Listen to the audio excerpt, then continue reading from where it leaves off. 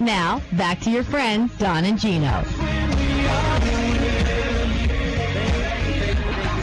us every Thursday, 12 p.m. to 2 p.m. right here on your hometown station, AM 1220 KHTS, now for over 3 years, enlightening you about real estate and finance and guiding you to personal and financial wellness. And I have another great expert, one of our wonderful expert contributors. We'll call you an expert contributor. Oh, thank you. Our debt doctor himself, Mr. Lou Esbin with Esbin Law. Thanks for joining us, buddy. Hey, Don. Thanks for having me again. Hey, our charity event last weekend went well. No kidding. Yeah, remember we had the owners of Afterburn Fitness in here last week, and Cherry Creek Mortgage and Afterburn Fitness and a few other professionals locally all got together to help raise money for our vets. And the goal was to raise $20,000 at our Push-Ups for Charity event. And the goal is we're going to try to get as many donations as possible. And thank you for your donations, You're welcome. of course.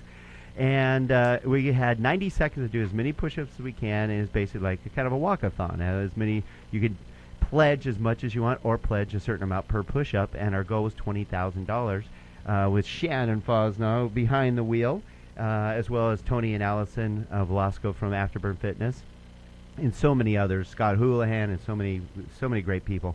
And we're right now at $29,700. Nice. So where does the money go? So once we hit 30,000, which should happen today, Okay.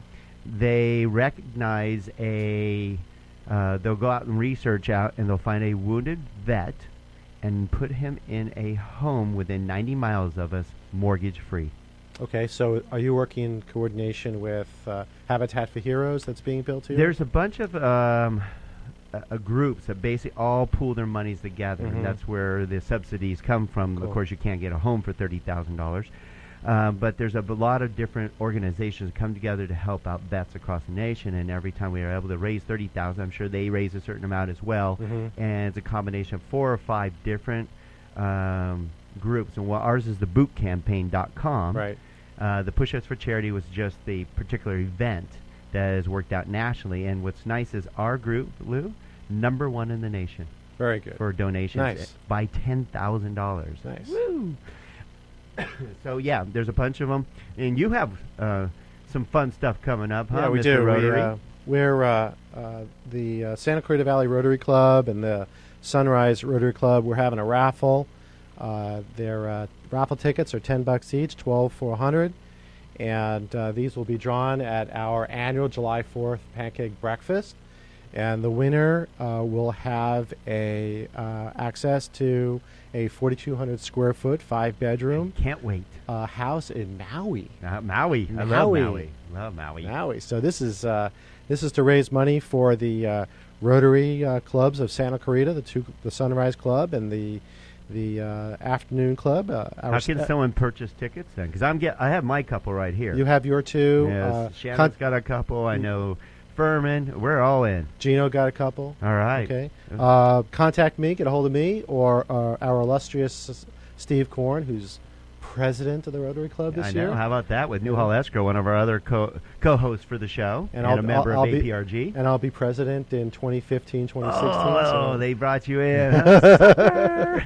I know it's an honor, though, and good for you. It really is. I think it's I'm good really for looking them. forward to it. Actually, it's good for them.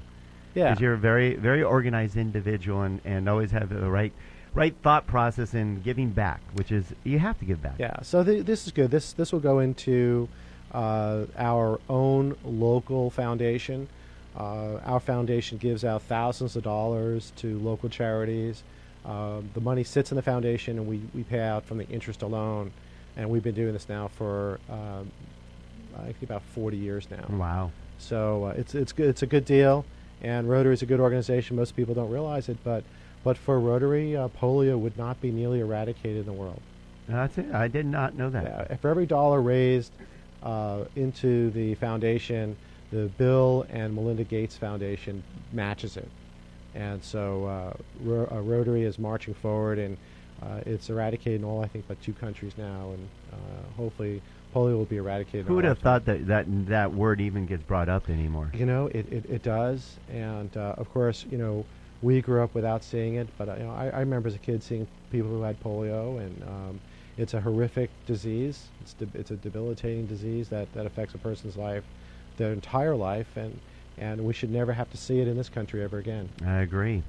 All right, so let's get on the topic that we've been kind of teasing about, and it's a great topic that you've brought up and written an article on, and that I think we should enlighten more on, because if we had this thought process that you're going to clarify for us a little bit more about like versus want versus need versus afford, we might not have gotten quite as big a trouble as we got back in 2000 till basically till now. Yeah. We're still recovering, and Yes. you're going to hear how we've recovered. We have not recovered, but we are recovering. It is improving on a regular basis, and that's all we can ask for right now. Sure. I mean, the problem with the recovery, of course, it's a non-manufacturing employment recovery. Right. It's a service industry recovery because the manufacturing jobs were shipped offshore, and that's a big problem. It is a big problem, and that's why the recovery hasn't happened as fast as we would like, because even though we've seen unemployment numbers go down, that doesn't mean jobs have been added. Well, again, there's statistics. Again, we talked about statistics. And what they really mean. Uh-huh. And you have to really look at the raw data to know where they're going. And that's why, like, want, need, afford is really about raw data. And it's something that I had developed many years ago. It's something I counsel my clients on. It's something I lecture on. It's something I write about. It's something I really hold dear, this concept that people need to embrace. And if I could, it's pretty simple. And I will use the analogy of going to the mall. Okay? So you go to the mall and you like something. Okay? We all like something. Oh, I like something. So you take out your credit card and you buy it. Okay? Well, you haven't asked want, need, and afford. You say, I like that, and you buy it. Now, all of a sudden, you have to pay for it. You have to figure out how to pay for it. And I have to pay for it.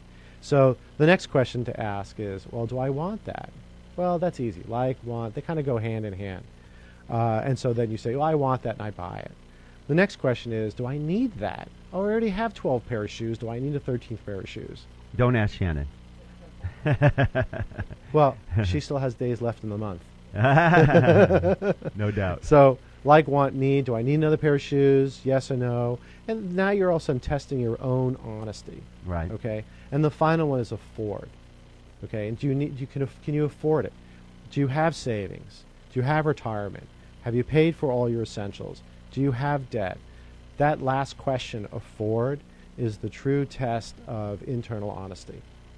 Yes. So it's what we all should get to. And actually, what's funny is you go down that list. Just listening to you, it afforded me patience right there. Just going, okay, it's kind of like eating too fast. You got to wait till the food hits your stomach before you decide to eat the second plate of food. That's right. Here, if you get to the afford part, maybe by the time you get to afford, those shoes don't look so good. Right. Or it's like, my peach tree is bearing peaches. It's like, well, I like them. I want them.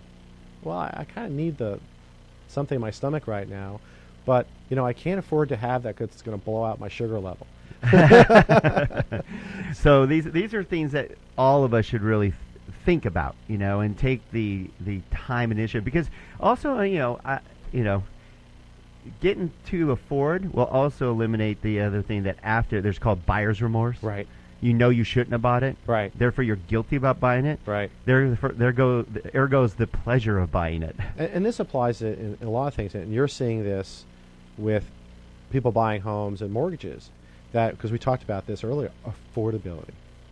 Sitting back and saying, okay, I'm going to pay so many thousands a month for a mortgage, but can I really afford that? Right. Or do I have to kind of tone down what I'm looking for in a house so that it's far more affordable, so that I can afford other things like college education for my kids? And we talk about that with our clients about being house poor.